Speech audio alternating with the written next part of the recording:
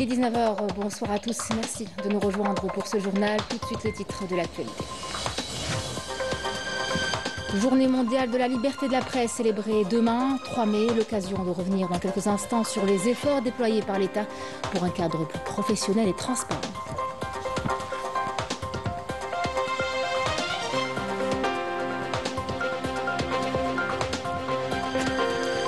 De nouvelles révélations voient le jour dans l'affaire Ciotti, dépenses douteuses et une gestion opaque de ses campagnes électorales. Le leader des Républicains est exposé à des pratiques loin de ses discours.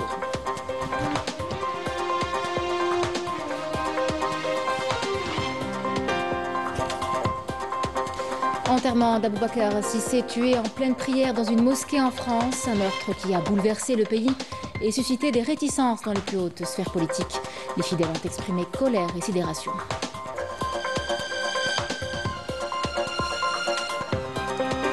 Une mobilisation massive est prévue demain au Mali suite aux dernières décisions d'une junte au pouvoir qui franchit une nouvelle étape. Elle approche la charte qui encadre les partis politiques et qui ouvre la voie à leur possible dissolution. Et puis nous terminerons à Oran pour vous parler du West Coast Festival qui réunit les passionnés de sport mécanique venus des 4 coins du pays et de l'étranger également. Un événement qui va encourager la culture auto en Algérie.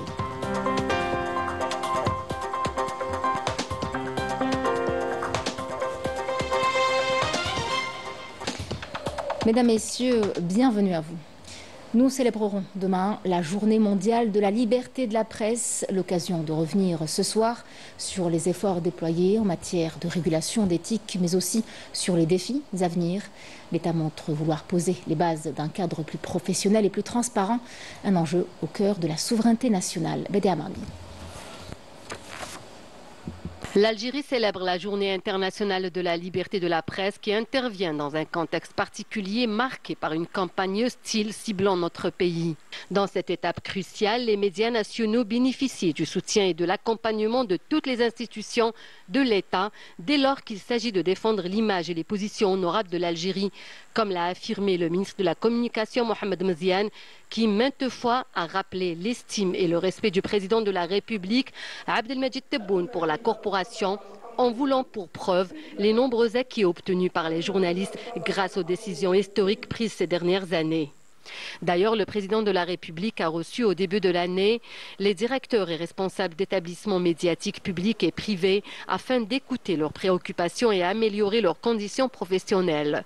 Des rencontres périodiques régionales et nationales ont également été organisées et qui ont permis aux journalistes et professionnels des médias algériens de l'ensemble du territoire national de discuter des perspectives et défis auxquels le métier de journaliste est confronté.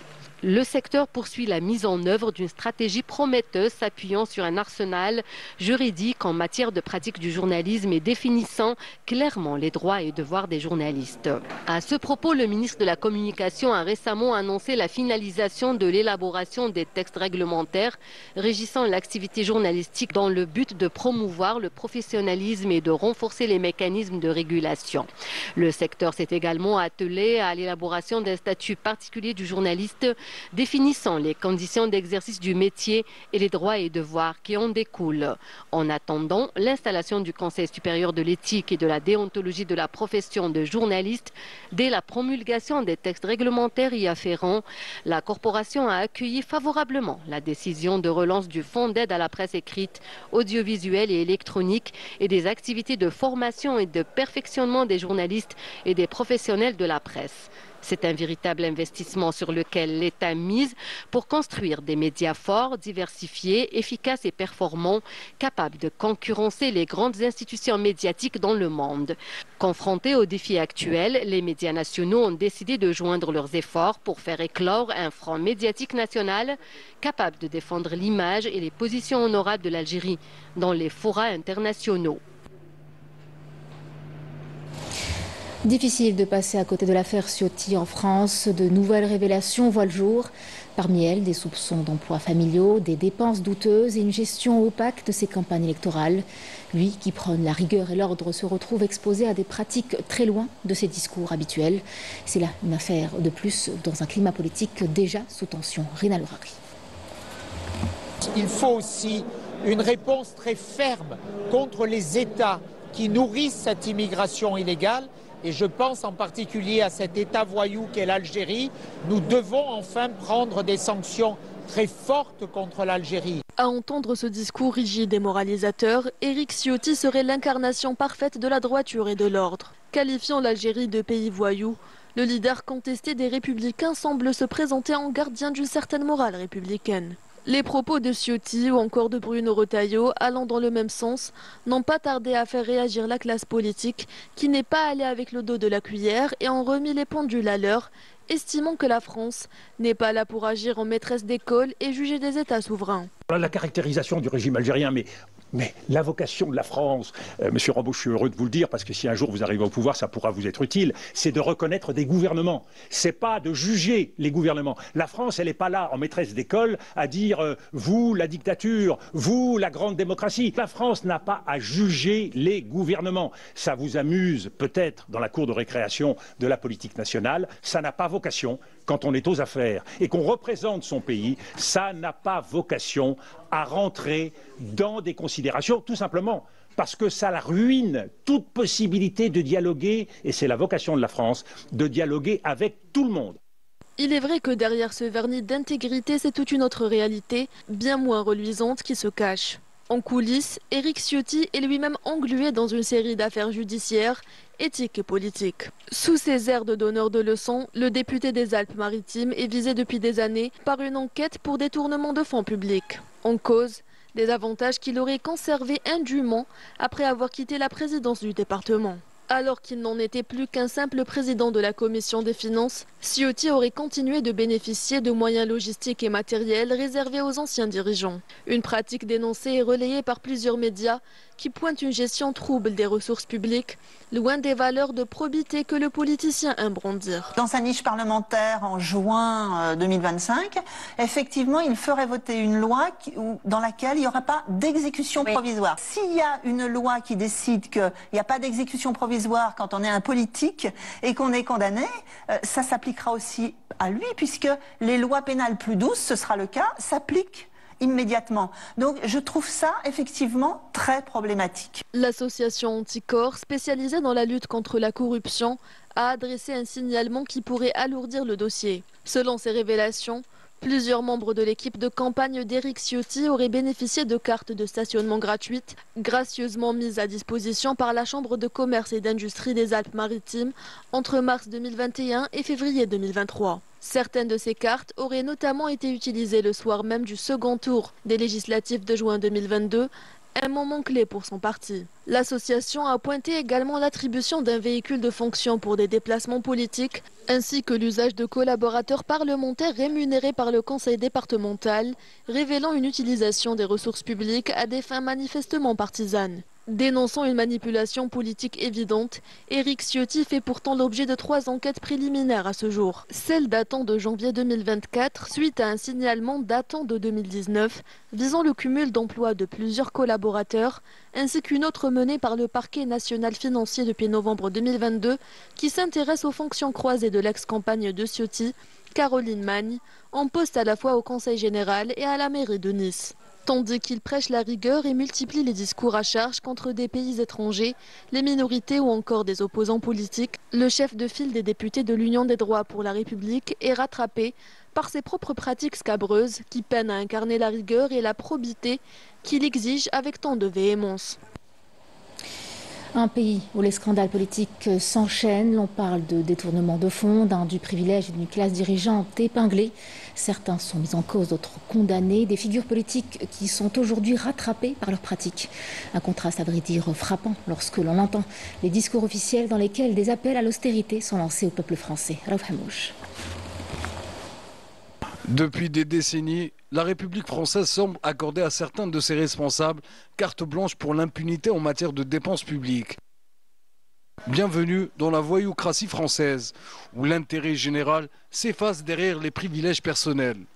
La présidente du Rassemblement national, Marine Le Pen, a longtemps dénoncé les élites corrompues. Pourtant, aujourd'hui, Le Pen est mise en examen, et ce depuis 2018, dans l'affaire des assistants parlementaires européens du RN.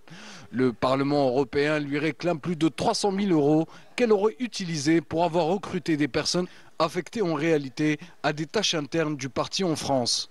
Idem pour le maire globetrotter et ancien ministre Christian Estrosi, qui est connu pour ses voyages officiels, parfois très coûteux.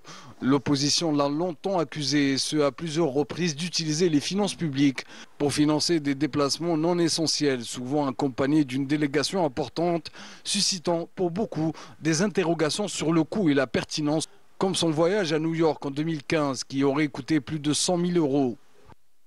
En juin 2020, François Fillon, ancien Premier ministre, est condamné à 5 ans de prison, dont 2 fermes, 375 000 € d'amende et 10 ans d'inéligibilité pour détournement de fonds publics, complicité et recel d'abus de biens sociaux. Dans l'affaire des emplois fictifs de son épouse Pénélope, en appel, la peine est légèrement allégée, mais la condamnation confirmée. À vrai dire, pour des détournements dépassant 1 million d'euros, Fillon s'en sort bien, lui qui semble avoir profité de souplesse d'une justice à 2 vitesses. Aujourd'hui en France, les citoyens sont constamment appelés à faire des efforts, à subir l'inflation et à accepter des coupes budgétaires. Une partie de leurs représentants semble vivre selon d'autres règles. Les cas évoqués ne sont pas isolés. De nombreux élus de tous bords sont impliqués dans les détournements de fonds ou ont profité de séjours déguisés en engagement républicain, alors qu'en fait, ce ne sont que des vacances dorées tirant profit d'un système mafieux et voyou.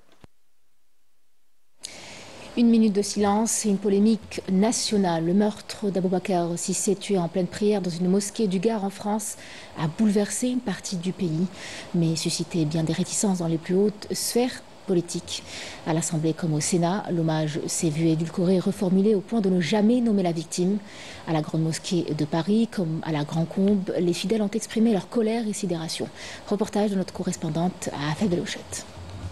Une minute de silence qui a encore fait débat après l'Assemblée nationale française. C'est le président du Sénat qui lui aussi s'y était opposé avant de céder, mais sans jamais citer Aboubacar Cissé.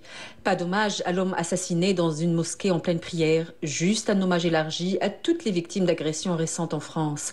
Mais au-delà du silence, c'est le vocabulaire qui divise là où la mort a tranché, appelé islamophobe ou anti-musulmane. Un débat sémantique bien loin du choc ressenti par la communauté musulmane unanime sur ce qu'elle vit. À la Grande Mosquée de Paris ce vendredi, l'ambiance est lourde, le climat pesant et les mots sont lourds de sens. Il y a beaucoup d'islamophobie en France, que c'est un réel problème. Souvent, je pense qu'il y a plus d'islamophobes car il y a des chaînes qui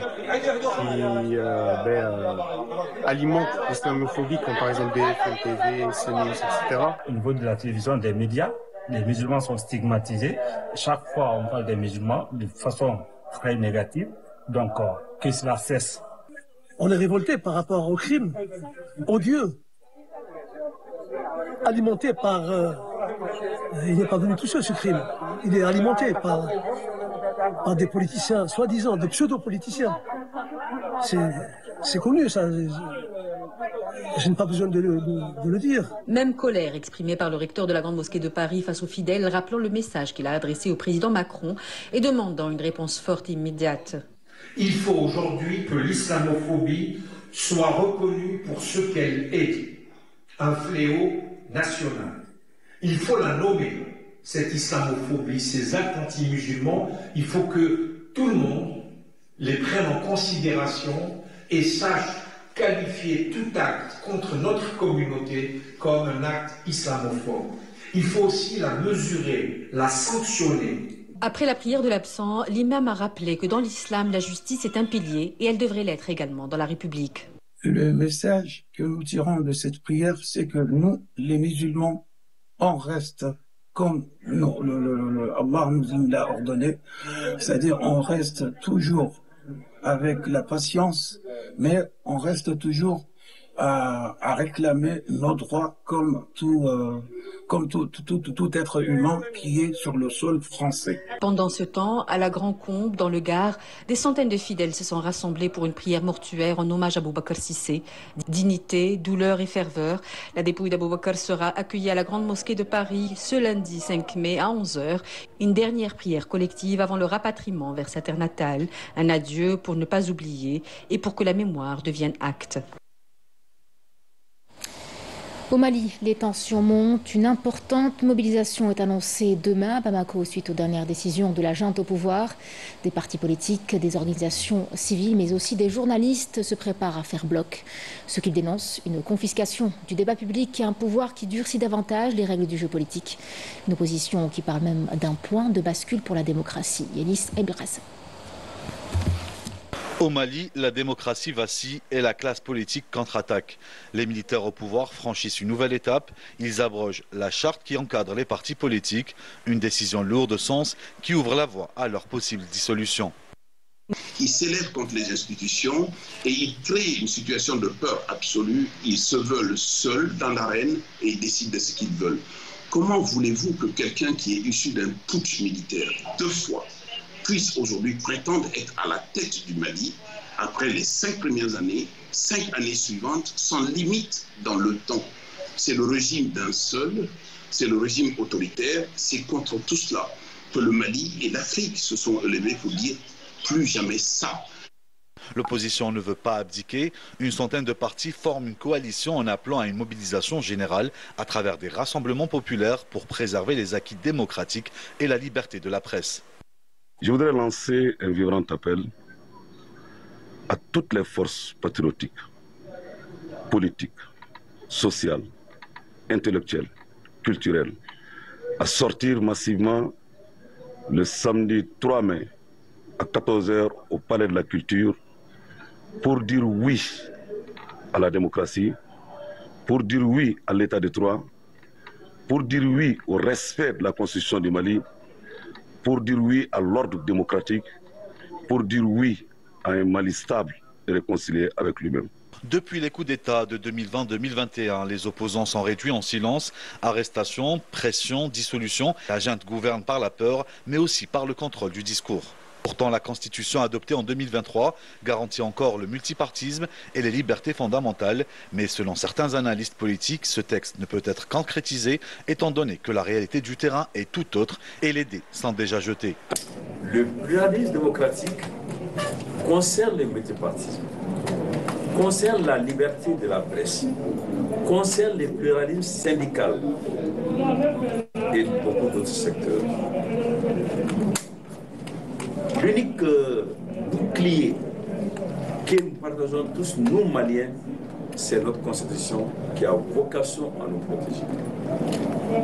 Nous demandons à ce qu'elle soit respectée de façon générale.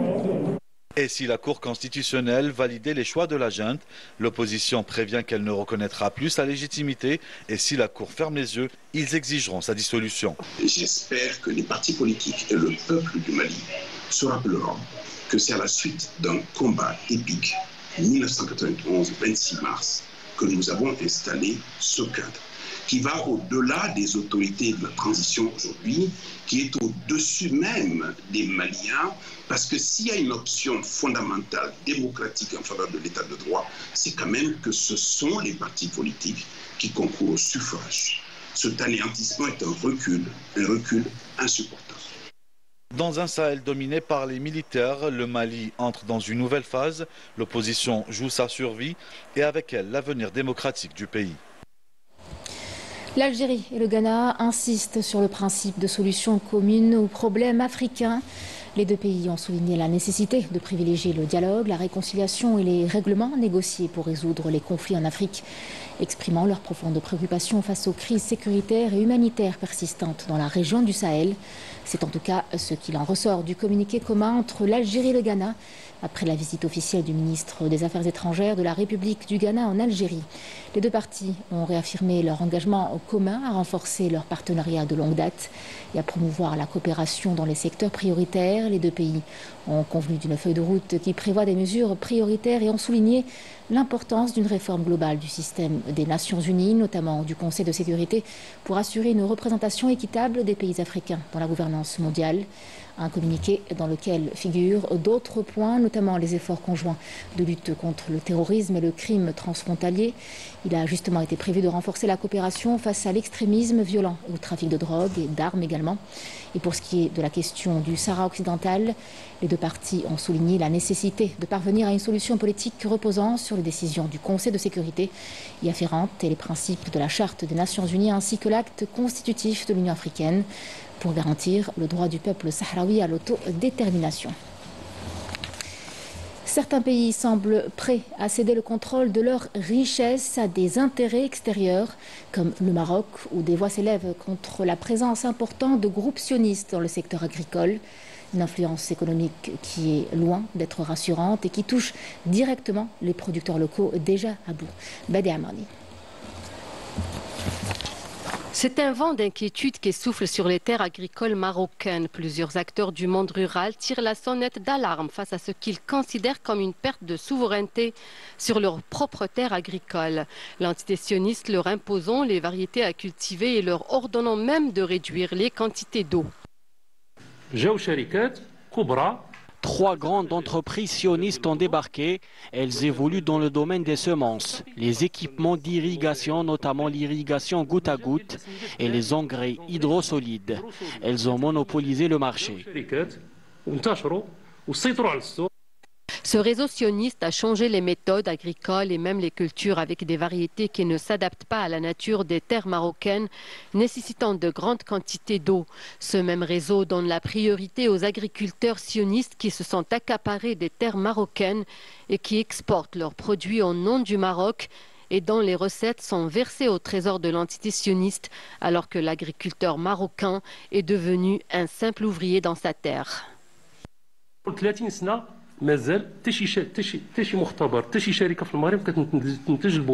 de 90% des équipements d'irrigation sont une propriété d'entreprises sionistes. Il n'y a pas de transfert technologique ni de coopération dans le domaine. L'ouverture du marché a engendré une dépendance alimentaire.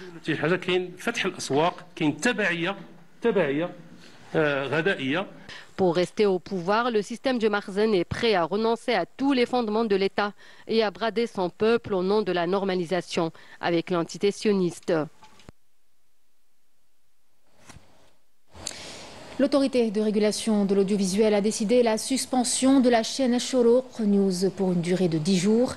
La décision sera effective cette nuit à minuit. Les responsables de la chaîne doivent également présenter des excuses officielles et claires à propos d'un reportage diffusé sur leur page officielle Facebook.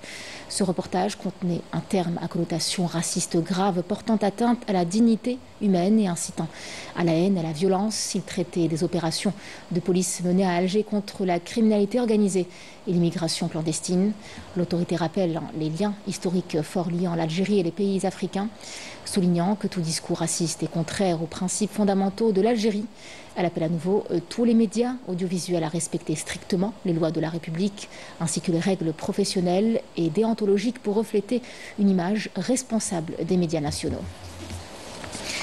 Direction Sétif à présent, où des formations sont dispensées aux jeunes porteurs de projets pour leur faciliter l'accès au monde de l'entrepreneuriat. Parmi eux, des jeunes qui ont émergé et qui ont même pu exporter leurs produits. Smaïl Mlqaidia est allé à la rencontre et nous est parvenu avec ce reportage. La création d'entreprises commence par ces ateliers de formation en entrepreneuriat encadrés par l'agence NESDA à l'intention des porteurs de projets. Nous avons bénéficié de plusieurs formations qui nous ont permis d'apprendre le management, la création de nos entreprises ainsi que la gestion du budget consacré à notre projet. Plusieurs programmes sont conçus afin de permettre aux porteurs de projets de réussir et d'accéder au monde de l'entrepreneuriat. Nous avons recensé une centaine d'idées susceptibles d'être concrétisées. L'aboutissement de cette démarche se matérialise sur le terrain par des productions dont certaines dépassent nos frontières. Nous avons produit plusieurs réactifs destinés aux hôpitaux et aux laboratoires d'analyse ainsi que des tests des amygdales et des examens des urines. Je me suis spécialisée dans la sous-traitance des accessoires automobiles. Nous avons commencé avec 5 produits et maintenant nous en sommes à 300. J'exporte même vers la Tunisie, la Libye et la Guinée. Ces jeunes entreprises sont partie prenante du développement et de l'expansion de l'économie nationale. Intéressons-nous à présent à la récupération des déchets qui prend une toute autre échelle. C'est à Sétif toujours que tourne désormais le plus grand broyeur d'Algérie, conçu pour recycler toutes sortes de déchets.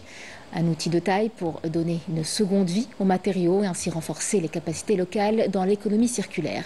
Et du coup, bien sûr, contribuer à la préservation de notre environnement. Sbaïb El-Qaidia. Le recyclage passe par la fabrication de machines produites dans cet atelier situé à quelques encablures de Sétif avec comme spécialité des broyeurs répondant aux normes internationales. J'avais l'idée que des petits broyeurs. Les premiers broyeurs ça fait plus de 25 ans. زروا يخدموا الضك. من البروير تطورنا نخدموا tout ce qui est recyclage. Recyclage de pneus, recyclage de fer, recyclage de bois, recyclage de plastique. Tout ce que recyclage, حنا نخدموا متكلفين به. La dernière création de l'atelier sétifien est le plus grand broyeur d'Algérie avec une grande capacité de recyclage dans le plus strict respect de l'environnement et que le fabricant nous a laissé filmer en exclusivité pour la télévision algérienne. C'est le plus grand broyeur en Algérie, il fait 2 mètres. Il a 2 tonnes heure في ساعة. نقدر نلحق الواحد حتى 2 متر ودمي. عندي واحد 6 ماشين ولا 8 ماشين كرياسيون تاعي أنا. Avec tous ces arguments, l'atelier se tourne désormais vers l'exportation de ces machines. Le fait de produire ces broyeurs en Algérie permet de réduire la facture des importations. Un produit purement local conçu grâce à une main-d'œuvre nationale qualifiée. J'ai été contacté par des partenaires tunisiens, libyens et mauritaniens. L'atelier sétifien est un exemple dans l'industrie soucieuse de la préservation de l'environnement ainsi que du développement de l'économie nationale. À Alger, le festival des sports se poursuit avec une course nature au cœur du parc zoologique de Ben Aknoun. Amateurs et passionnés se sont retrouvés pour cette 2e édition du Trail des Mouflons d'Or. Une belle ambiance avec d'autres activités au programme. Sarah Dalbel et Maïssa Leboila. Bienvenue au cœur du Festival des sports d'Alger pour cette 2e journée qui se poursuit aujourd'hui au parc zoologique de Ben Aknoun. L'ambiance est à la fois sportive et conviviale avec un programme riche en activités pour petits et grands. Mais l'événement phare de cette 2e journée, c'est bien le Trail des Mouflons d'Or qui a réuni plus de 800 participants qui se trouvent sur la ligne de départ juste derrière moi. Une course qui s'annonce exceptionnelle dans l'un des lieux les plus emblématiques de la capitale. On félicite l'ASEM pour cette organisation et on souhaite la bonne participation pour tout le monde.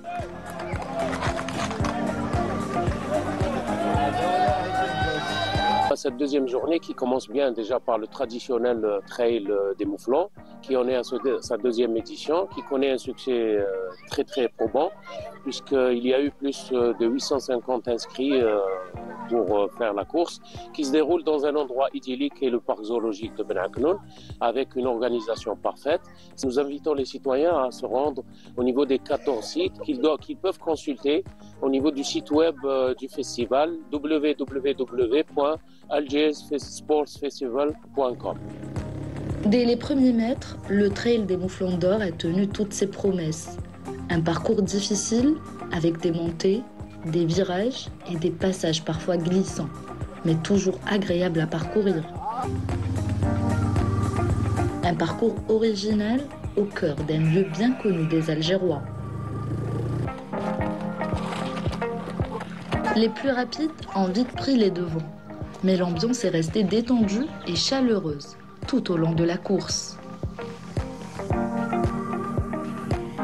Tout au long du parcours, l'énergie des athlètes comme la beauté du site ont fait vibrer cette deuxième journée du festival. Pour ma part, c'était pas prévu. D'ailleurs, vous pouvez le voir au niveau du dossard, il n'y a pas mon nom. On l'a marqué à la dernière minute, mais c'était que du plaisir. Donc, alhamdoulilah. هذيك منافسة حرة شابة بزاف. C'était crazy pour moi de courir dans la nature de Argent. Merci beaucoup. l'ambiance زينة على جال l'ambiance حنا هذا ما كان. وانا بريباري باش نروحوا الازرو هذا درنا بريباراسيون برك. Et nous sommes très heureux d'accueillir surtout un nombre aussi important et surtout dans une ambiance festive qui est organisée à l'occasion du Festival d'Alger des Sports. En général, c'est vraiment une occasion magnifique de faire d'Alger une capitale sportive. C'est une capitale touristique et culturelle évidente, mais en faire une capitale sportive avec tous les sites qu'il y a, la mer, la montagne, la sablette, Kitani Babloued ou la Oued el-Harrach ou même les plages de Qadous et des caplages, c'est vraiment super. Mais le sport ne s'arrêtait pas au trail. Le parc de Ben Aknoun s'est transformé en vaste terrain de jeu pour les plus jeunes, avec de nombreux ateliers ludiques, éducatifs et sportifs. دائما تخص العائلات يعني العائلات معناتها l'enfant, le jeune, le papa, la maman, c'est-à-dire c'est toujours les deux يشاركوا في هاد الألعاب هذوما. Le Festival des sports d'Alger se poursuit jusqu'à samedi. L'événement est ouvert au public et l'accès au parc permet à toutes et à tous de découvrir les bienfaits du sport dans un cadre unique et dans une ambiance familiale.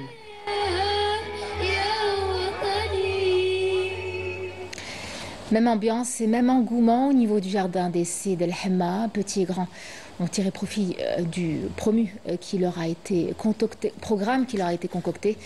Ateliers gymnastiques et courses inclusives, mais aussi des ateliers éducatifs, des moments forts. Sport, famille, solidarité étaient bel et bien là. Maïssa Bouala. El Hamma a été l'un des 14 sites emblématiques mobilisés pour l'occasion, proposant une diversité d'activités adaptées à tout public, afin de toucher les enfants, les adultes, les seniors, ainsi que les personnes en situation de handicap. Alors, il s'agit là de la deuxième édition du festival de la Wilaya d'Alger pour les sports. Ce festival qui est sous le patronage de Monsieur le ministre de l'Intérieur et des collectivités locales, qui a été initié par Monsieur le ministre Walid d'Alger, Monsieur Abdelnour Rabhi. Et l'approche du jardin d'essai dans ce festival, c'est vraiment une approche inclusive qui a essayé de toucher toutes les tranches de la société. On espère qu'à travers la participation du jardin d'essai dans ce festival, que les gens soient plus sensibles à la cause environnementale, qui protège nos espaces verts qui sont en train d'être faits au niveau de la wilaya d'Alger, pour que par la suite ils puissent en jouir et en pratiquer des activités sportives, à l'exemple de ce qui se fait dans ce festival. Dans la course des bébés. La course des bébés, elle a touché une tranche d'âge, 6 mois, tel 26 mois. Cette tranche d'âge, on a voulu initier les parents et les enfants à participer et à avoir cette culture de participer ou d'initier leurs enfants au sport dès le jeune âge. Là, on a réussi à attirer des enfants et leurs parents dans une atmosphère vraiment joyeuse, parfait.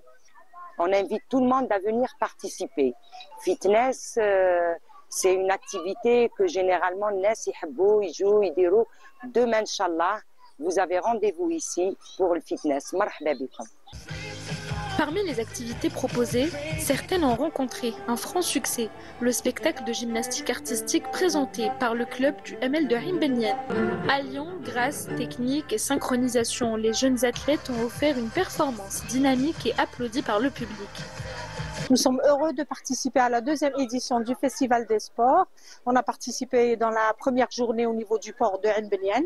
Nous sommes contents d'être présents aujourd'hui ici. Le public est très chaud et il nous a fortement soutenus. On a fait un festival, j'étais contente, ça s'est bien passé, alhamdoulilah. La course réservée aux personnes atteintes de trisomie 21 a également été l'un des moments les plus chaleureux du festival, salué pour son esprit inclusif et la joie des participants. En revanche, la grande nouveauté de cette édition est sans doute la course des bébés, une activité aussi originale qu'adorable qui a rencontré un grand succès, permettant même aux plus petits de prendre part à la fête, accompagnés de leurs parents venus nombreux partager des instants de complicité, d'émotion et de rire. Durant plusieurs jours, les passionnés de sport mécanique trouveront leur terrain de jeu. Le West Coast Festival réunit des férus d'automobiles venus des 4 coins du pays et de l'étranger également. On se croirait presque sur une piste de rallye, mais ici, il s'agit surtout d'encourager la culture auto en Algérie. Yasmina Amali. Coup d'envoi du West Coast Festival à Oran pour sa première. L'événement a réussi à rassembler des passionnés de sport mécanique venus de plusieurs wilayas du pays, nourrissant le même objectif, promouvoir la culture automobile en Algérie. Dès les premières heures, l'ambiance est électrique, entre moteurs rugissants et visiteurs enthousiastes. Pour ce festival, on a organisé pour 3 jours, pas comme avant, c'était pour une seule journée. Il est ouvert pour tout le monde, pour les visiteurs, pour les exposants, pour tous les passionnés qui ont des véhicules classiques, tuning, drift. Et on aimerait bien l'organiser chaque année. À travers cet événement, on veut passer un message et influencer les jeunes et les gens que cette passion des voitures de sport et de drift, qu'on peut la pratiquer dans un milieu sécurisé. C'est quelque chose d'incroyable.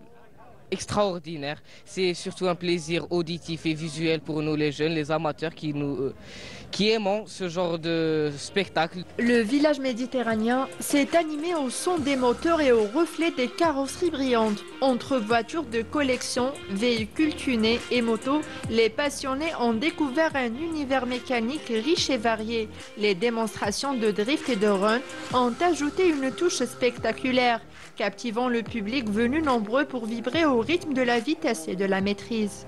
Il y a toutes les wilayas qui ont participé. Ça fait plaisir de voir il y a même peut-être quelques nationalités. Les Tunisiens, nos frères les Tunisiens, les Libyens qui sont participants ici. Ça fait vraiment plaisir. On a toujours été passionnés de voitures, d'engins, de moteurs et tout. Et ça fait plaisir parce que c'est très bien organisé. Il y a plein de voitures de tous les modèles, tous les pays. Et je suis vraiment passionné de tout ça. Je le trouve intéressant. Beaucoup de jeunes, beaucoup de belles voitures, nouvelles voitures. Et j'adore l'ambiance.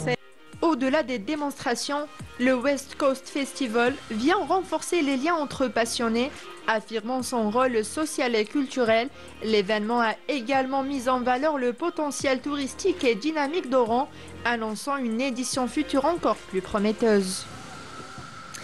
C'est la fin de ce journal. Merci à vous de l'avoir suivi. Excellente soirée avec la suite de notre programme sur Canal Algérie. Et puis je vous retrouve le week-end prochain.